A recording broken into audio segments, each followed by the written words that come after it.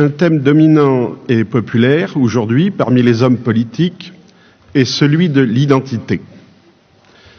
L'identité suppose qu'il y a quelque chose de commun entre un ensemble de gens, une société, un pays, une région. Il y a donc un nous derrière l'identité. Mais ce nous se construit à côté, voire contre des eux, les autres, contre des autres.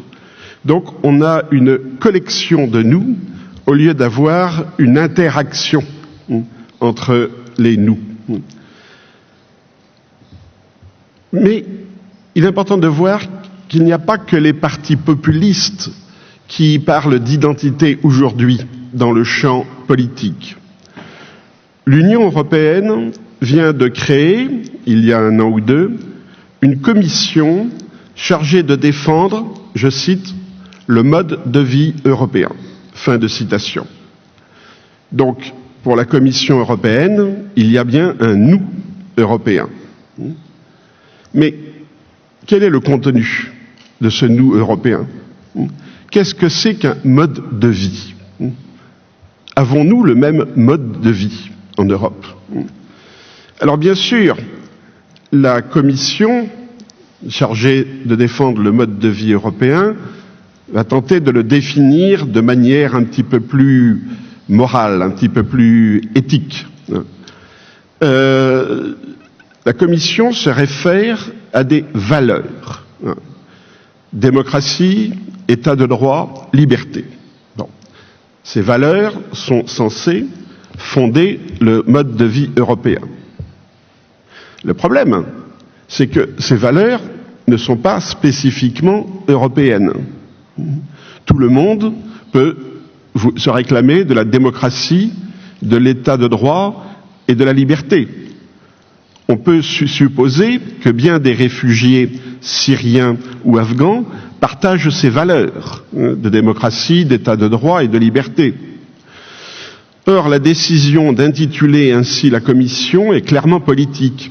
Il s'agit bien de définir une frontière identitaire de l'Europe, entre autres pour limiter l'immigration. Car sinon, pourquoi ne pas parler de valeurs universelles? Pourquoi ne pas dire tout simplement que l'Europe est fondée sur des valeurs universelles? Parce que justement, la notion même de valeur renvoie toujours à quelque chose de plus que ce que nous sommes. Les valeurs renvoient à un idéal. Or, un idéal, évidemment, n'est jamais atteint. Ce n'est jamais une chose inerte, mais une projection au-delà de ce que nous sommes. Une identité ne saurait être fondée sur des valeurs, et elle ne saurait non plus fonder des valeurs. La valeur, c'est toujours ce qui est au-delà de nous-mêmes. Pourquoi alors la Commission ne parle pas de valeurs européennes, au lieu de parler de mode de vie? Il y a une raison très simple. En Europe, nous ne sommes pas d'accord sur les valeurs. Lorsque le pape Paul VI a écrit Humanae Vitae, c'est qu'il s'opposait à l'apparition d'un nouveau système de valeurs en Europe qui aujourd'hui sont dominantes. Les valeurs, en gros, de la liberté sexuelle, de la refondation de la famille, de la déconnexion entre sexualité et procréation. Bon. Ces nouvelles valeurs sont aujourd'hui inscrites dans la plupart des législations des pays européens. Et pourtant, l'Église catholique, mais aussi d'autres communautés de foi, et même des intellectuels, des philosophes, s'opposent à ces valeurs. Il n'y a donc pas de consensus sur les valeurs en Europe. On n'est pas d'accord sur la définition de la vie, on n'est pas d'accord sur la notion d'hospitalité, sur la notion de compassion envers les autres. Tous les papes ont opposé aux États européens ce que le pape Benoît XVI a appelé des principes non négociables. Donc on voit bien qu'il n'y a pas de valeurs communes acceptées par tous les Européens. Alors bien sûr, des hommes ou des femmes politiques vont parler de l'identité chrétienne de l'Europe.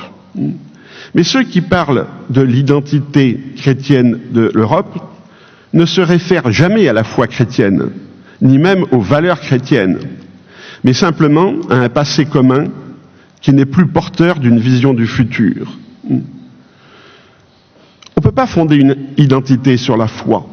D'abord parce qu'en Europe, les croyants sont très minoritaires.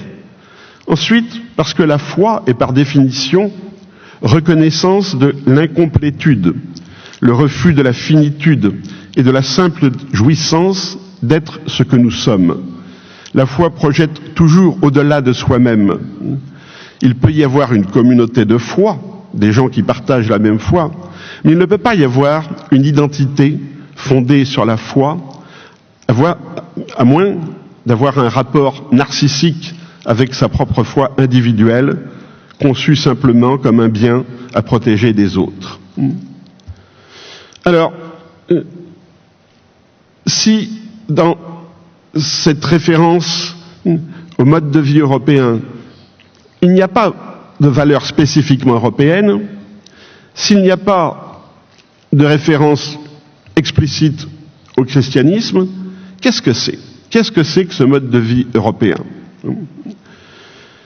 Elle est faite dans chaque pays de marqueurs hétéroclites.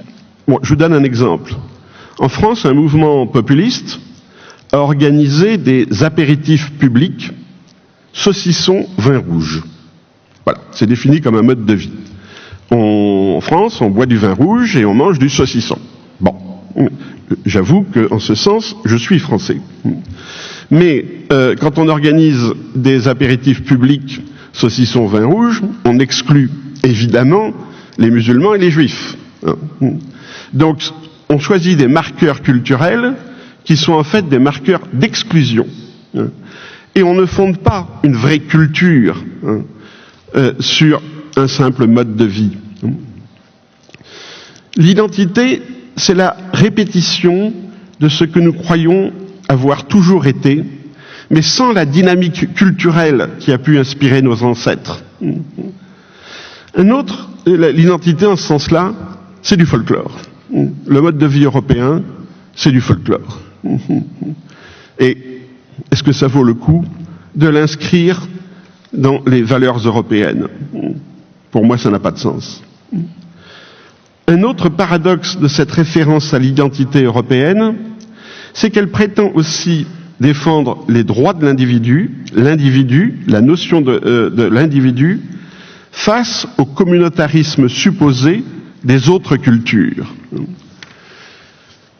Mais pour pouvoir parler d'un nous européen, nous essayons d'effacer nos différences, c'est-à-dire de faire en sorte que nous soyons un ensemble de gens qui se ressemblent. D'une certaine manière, nous nions l'individualité qui est prétendument au cœur de notre culture.